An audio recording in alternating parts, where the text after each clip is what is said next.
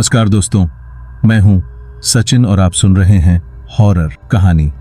तो चलिए बढ़ते हैं इस कहानी की ओर। आज मैं आपके लिए एक बहुत ही खतरनाक कहानी लेकर आया हूं।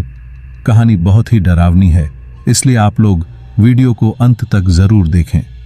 दोस्तों, अगर आपके पास कोई डरावनी सच्ची कहानी है तो आप मुझे इंस्टाग्राम पर अपनी कहानी भेज सकते हैं। कहानी शुरू करने से पहले आप लोगों से एक छोटा सा अनुरोध है। अगर चैनल पर नए हैं तो वीडियो को लाइक और चैनल को सब्सक्राइब कर लीजिए और कमेंट में हमें ज़रूर बताना कि हमारी कहानी आपको कैसी लगी और यह भी बताना कि आप किस शहर से वीडियो देख रहे हैं। तो चलिए दोस्तों, बिना किसी देरी के कहानी को शुरू करते हैं। यह कहानी लगभग 10 साल पहले की है, जब मैं कॉलेज का छात्र था और अपने दोस्तों के साथ एक पुराने स्कूल में गया था। यह स्कूल शहर से काफ़ी दूर एक सुनसान इलाके में स्थित था और इसके बारे में कई अजीब बातें मशहूर थीं। एक दिन जब मूसलाधार बारिश हो रही थी, हम लोग उस स्कूल की पुरानी इमारत में बारिश थमने का इंतजार कर रहे थे। स्कूल की दीवारें काफ़ी पुरानी और चटक चुकी थीं और हर कोने से सीलन की गंध आ रही थी। हम सभी दोस्त एक कमरे में बैठकर बातें कर रहे थे और बारिश के रुकने का इंतजार कर रहे थे। कुछ समय बाद कुछ दोस्तों ने कहा कि वे स्कूल के और हिस्सों की सैर करना चाहते हैं। मैं थका हुआ था, इसलिए मैंने सोचा कि मैं यहीं कमरे में रहूंगा। उनके जाते ही अचानक कमरे में एक अजीब सा सन्नाटा छा गया। बारिश की आवाज भी दूर से आ रही थी। मैंने चारों ओर देखा और महसूस किया कि शायद मैं अकेला नहीं हूं। एक ठंडी हवा का झोंका कमरे में आया और दरवाजा जोर से बंद हो गया। मेरी रूह कांप उठी। कमरे की लाइट्स अचानक से बुझ गईं। मैंने अपनी टॉर्च निकाली और चारों ओर रोशनी डालने लगी। जैसे ही मैंने दरवाजे की ओर टॉर्च की रोशनी डाली, वहां एक परछाई नजर आई। वह परछाई धीरे धीरे मेरी ओर बढ़ रही थी और मेरा दिल जोर जोर से धड़कने लगा। जैसे ही वह परछाई मेरे पास आई, मैंने देखा कि वह किसी इंसान की नहीं बल्कि एक खौफनाक आकृति थी।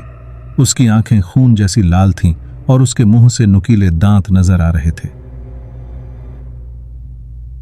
मेरे शरीर में सिहरन दौड़ गई। मैंने सोचा कि यह एक सपना है, लेकिन जब उसने भयानक आवाज में मेरे नाम को पुकारा तो मेरी रूह कांप उठी। मैंने तेजी से दरवाजे की ओर भागने की कोशिश की, लेकिन मेरे पैर जैसे जमीन से चिपक गए थे। तभी उस आकृति ने मुझे घूरते हुए कहा, तुम यहां से जिंदा नहीं जा सकते। उसकी आवाज में इतनी नफरत और डर था कि मैं पल भर के लिए जड़ हो गया। फिर अचानक से मुझे अपने पैरों में ताकत महसूस हुई और मैं तेजी से दरवाजे की ओर भागा। मैं जैसे ही बाहर निकला, मैंने देखा कि स्कूल के चारों ओर घना अंधेरा छा गया था। आसपास कोई नहीं था और मेरे दोस्त भी कहीं नजर नहीं आ रहे थे। स्कूल के मुख्य दरवाजे तक पहुंचने पर मैंने देखा कि दरवाजा किसी अदृश्य ताकत ने बंद कर दिया था। मैंने पीछे मुड़कर देखा और वही आकृति तेजी से मेरी ओर बढ़ रही थी। मेरे हाथ पांव ठंडे पड़ गए और मैं एक कोने में छिप गया। तभी मैंने स्कूल के पुराने हॉल से कुछ चीखने चिल्लाने की आवाजें सुनी। वो आवाजें इतनी भयानक थीं कि मेरे कानों में गूंजने लगीं। मैंने अपने कानों को ढक लिया, लेकिन आवाजें और तेज होती गईं। मुझे ऐसा लगने लगा कि मैं इस जगह से कभी बाहर नहीं जा पाऊंगा। उस रात का अनुभव मेरे जीवन का सबसे डरावना अनुभव था। इसके बाद मैं कभी उस स्कूल के पास भी नहीं गया और आज भी जब मैं उस रात के बारे में सोचता हूं तो मेरे रोंगटे खड़े हो जाते हैं। मेरे दोस्त राकेश ने उस रात मेरे साथ इस खौफनाक अनुभव को साझा किया था। उस रात के बाद हमने उस स्कूल का नाम भी नहीं लिया, लेकिन कुछ दिनों बाद अजीब घटनाएं फिर से शुरू हो गईं। राकेश धीरे धीरे चुप और सहमा रहने लगा।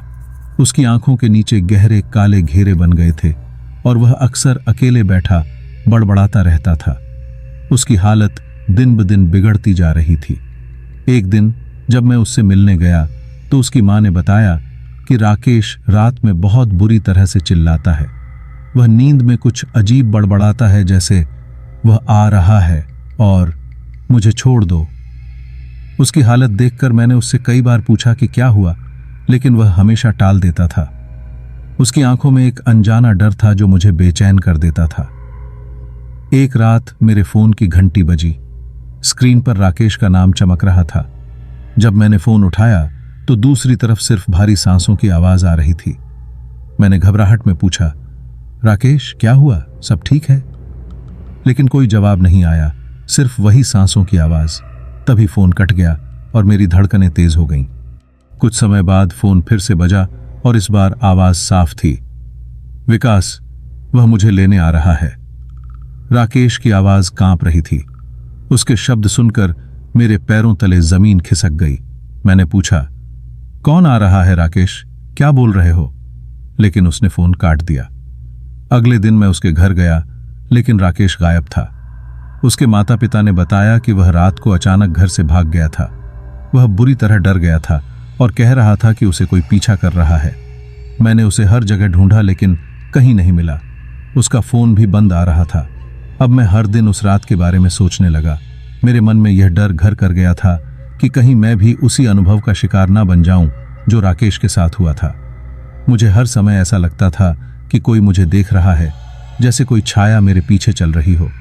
कई हफ्ते बीत गए और राकेश का कोई पता नहीं चला। मैंने पुलिस में रिपोर्ट भी दर्ज करवाई, लेकिन उनका कहना था कि राकेश शायद खुद ही कहीं चला गया है। मुझे उनकी बातों पर यकीन नहीं हुआ। मैं जानता था कि उस रात जो कुछ भी हुआ था वह सिर्फ एक शुरुआत थी। मेरे अंदर एक नया डर घर कर गया था और मैं जानता था कि मुझे उस डर का सामना करना पड़ेगा। मैंने तय किया कि मैं उस स्कूल में वापस जाऊंगा, शायद वहां जाकर मुझे कोई सुराग मिल जाए। मैंने कुछ दोस्तों को साथ ले जाने का फैसला किया। वे सब पहले से जानते थे कि मैंने क्या झेला था और वे मेरी मदद के लिए तैयार थे। हम लोग उसी रात स्कूल पहुंचे। माहौल फिर से वही था, सुनसान, ठंडा और डरावना, लेकिन इस बार मैं अकेला नहीं था। हमने स्कूल के हर कमरे का मुआयना किया। हर जगह अजीब सी खामोशी थी, लेकिन कोई भी ऐसा संकेत नहीं मिला जिससे हमें डरने की जरूरत महसूस हो। हम उस कमरे में पहुंचे जहां मैंने पहली बार उस डरावनी छाया का सामना किया था। कमरे में दाखिल होते ही वही अजीब सी भावना फिर से उभरी। मैंने टॉर्च की रोशनी चारों ओर घुमाई और अचानक टॉर्च की रोशनी एक अजीब सी छाया पर पड़ी। वह छाया इंसान जैसी थी, लेकिन कुछ अलग थी। उसकी आकृति और हरकतें असामान्य थीं। वह धीरे धीरे मेरी ओर बढ़ रही थी और मेरा दिल तेजी से धड़कने लगा। लेकिन इस बार मैंने भागने का फैसला नहीं किया। मैं जानता था कि भागने से कोई फायदा नहीं होगा। वह छाया मेरे पास आकर रुक गई और उसने धीरे से कहा, तुम्हें भी उसी अंधेरे में खींच लिया जाएगा। उसके शब्द मेरे कानों में गूंजते रहे और मैं वहां खड़ा स्तब्ध महसूस करने लगा। कमरे की दीवारों पर हलचल होने लगी और एक अजीब सी गंध फैल गई।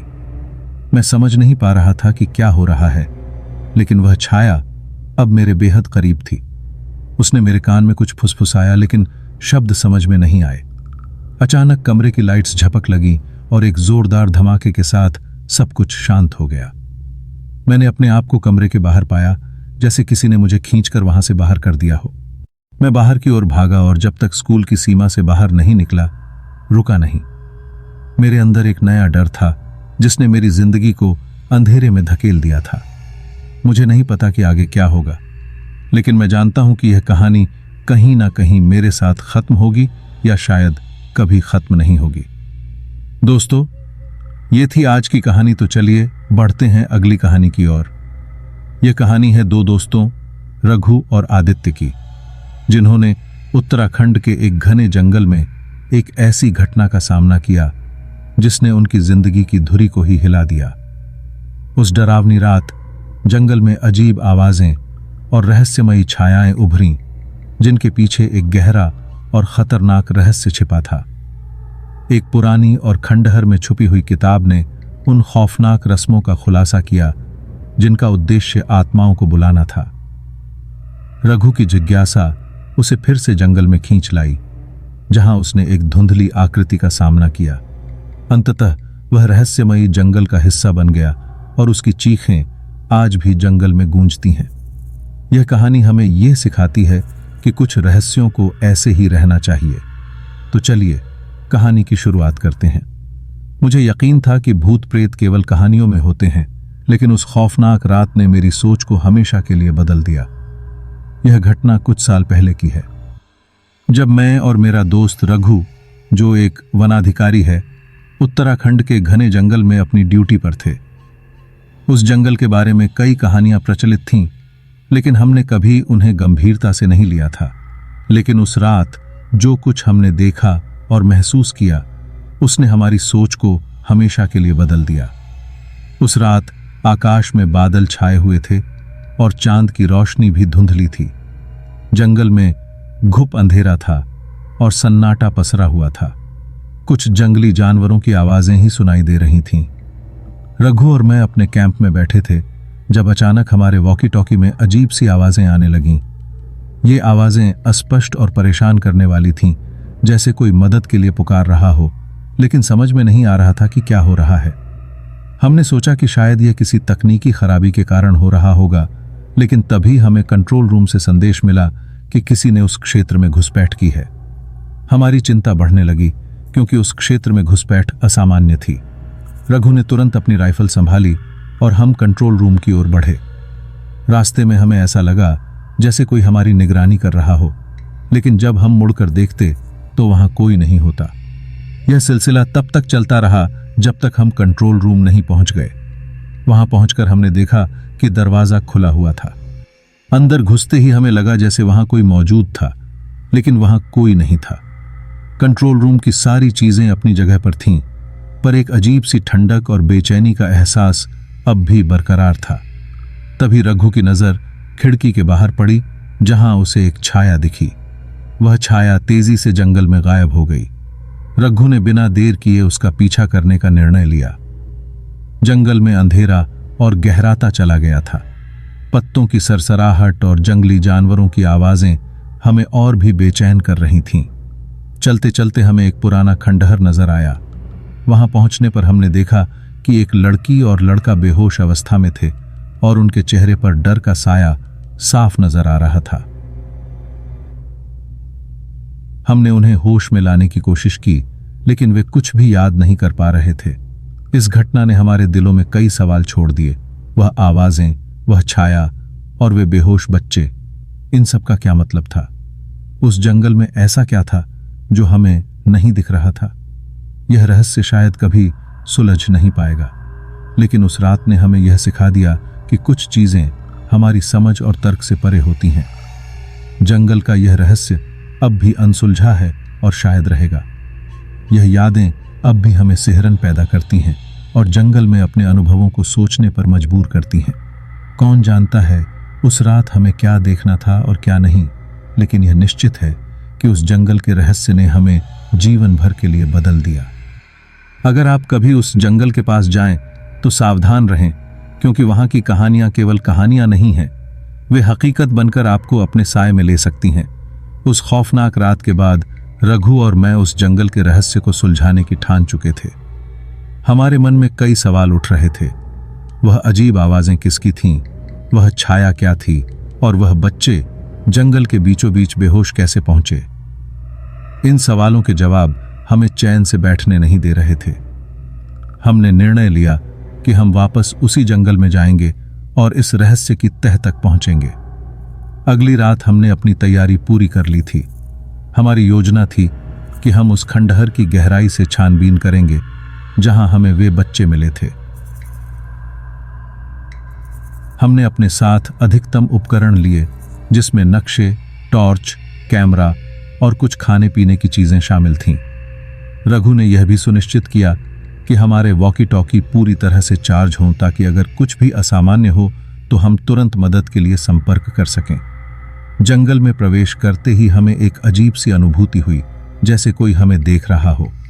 हम धीरे धीरे आगे बढ़ रहे थे, हर आवाज और हर परछाई पर ध्यान दे रहे थे।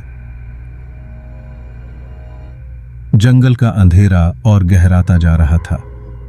पेड़ों की शाखाएं हमारे ऊपर झुककर जैसे हमें रास्ता दिखाने की कोशिश कर रही थीं। हवा में एक अजीब सी ठंडक थी जो हमारी हड्डियों को सिहरन पैदा कर रही थी। जैसे ही हम खंडहर के पास पहुंचे, हमें ऐसा लगा जैसे वहां कोई छुपा हुआ है। रघु ने अपनी टॉर्च की रोशनी उस दिशा में फेंकी, लेकिन वहां कुछ नहीं था। यह वही जगह थी जहां पिछली रात हमें वे बच्चे मिले थे। हमने खंडहर की ओर कदम बढ़ाया। वहां का माहौल बेहद डरावना था। खंडहर की दीवारों पर कुछ अजीब से निशान थे, जैसे किसी ने जानबूझकर उन्हें बनाया हो। खंडहर के अंदर जाने पर हमें एक पुरानी सीढ़ी दिखाई दी जो नीचे की ओर जा रही थी। हमने तय किया कि हमें नीचे जाकर देखना चाहिए कि वहां क्या है। जैसे ही हम सीढ़ियां उतरने लगे, हमें एक अजीब सी गंध महसूस हुई, यह गंध किसी जले हुए चीज की तरह थी जो सांस लेना मुश्किल कर रही थी। नीचे पहुंचकर हमने देखा कि वहां एक बड़ा कमरा था जिसमें कुछ पुराने और टूटे फूटे फर्नीचर थे। कमरे की दीवारों पर कुछ अजीब चित्र बने हुए थे जो हमें और भी उलझन में डाल रहे थे। अचानक से हमें कमरे के कोने से कुछ आवाजें सुनाई दीं। ये आवाजें अस्पष्ट थीं, लेकिन हमें ऐसा लगा जैसे कोई कुछ बड़बड़ा रहा हो। रघु ने धीरे से उस दिशा में कदम बढ़ाए और वहां पहुंचकर देखा कि एक पुरानी किताब फर्श पर पड़ी थी। किताब के पन्ने पीले और फटे हुए थे, लेकिन उनमें कुछ अजीब रस्मों और मंत्रों का उल्लेख था। हमने किताब को अच्छे से देखा और पाया कि यह जंगल के कुछ रहस्यमय इतिहास के बारे में थी। इसमें बताया गया था कि कैसे एक पुराने समय में इस जंगल का इस्तेमाल कुछ गुप्त समाजों द्वारा किया जाता था। वे लोग यहाँ पर कुछ अनोखी और खौफनाक रस्में करते थे जिनका उद्देश्य अज्ञात था। यह सब पढ़कर हमारी रूह कांप गई। हमें यह समझ नहीं आ रहा था कि इस किताब का उन बच्चों से क्या संबंध हो सकता है, लेकिन हमने यह तय किया कि हमें इस पर और शोध करना होगा। तभी रघु ने कमरे के एक अन्य कोने में कुछ चमकती हुई वस्तु देखी। जब हम उसके पास पहुंचे तो पाया कि वह एक पुरानी चाबी थी। यह चाबी देखने में साधारण नहीं लग रही थी। इसके ऊपर कुछ अजीब से अक्षर खुदे हुए थे। हमने वह चाबी अपने साथ ले ली, यह सोचकर कि शायद यह किसी रहस्य का दरवाजा खोल सकती है। जैसे जैसे समय बीत रहा था, हमारी बेचैनी बढ़ती जा रही थी।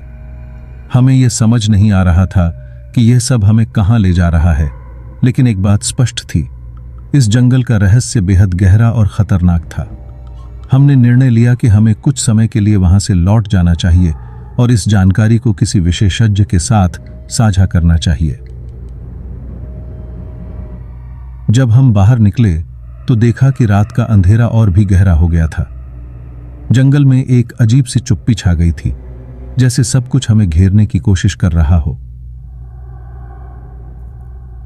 हम तेजी से अपने कैंप की ओर लौटे और रघु ने तुरंत विशेषज्ञों से संपर्क किया।